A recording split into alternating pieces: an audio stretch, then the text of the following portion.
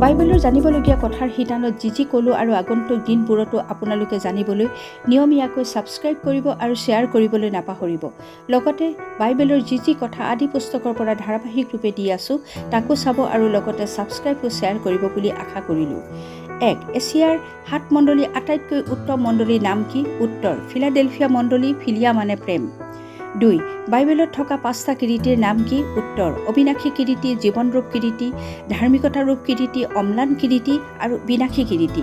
3. সাক্ষ্যফলি থকা নিয়মচন্দু কি কাঠেৰে বনোৱা হৈছিল? উত্তৰ: চিটিম কাঠেৰে। 4. গোটেই বাইবেলখনত যীশুৰ পুনৰ আগমনৰ কথা কিমানবাৰ কোৱা হৈছিল? উত্তৰ: 3000 বাৰমান কোৱা হৈছে। 5. ক'ত বৰফৰ গীৰ্জা আছে? উত্তৰ: জাৰ্মানীত। 2011 চনত জাৰ্মানীত ৰেফাৰিয়ান ফৰেষ্টত এই বৰফৰ গীৰ্জাটো স্থাপন কৰিছিল। উল্লেখ্য, এই গীৰ্জাটো বনাওঁতে 1 লাখ ইউৰো খৰচ হৈছিল।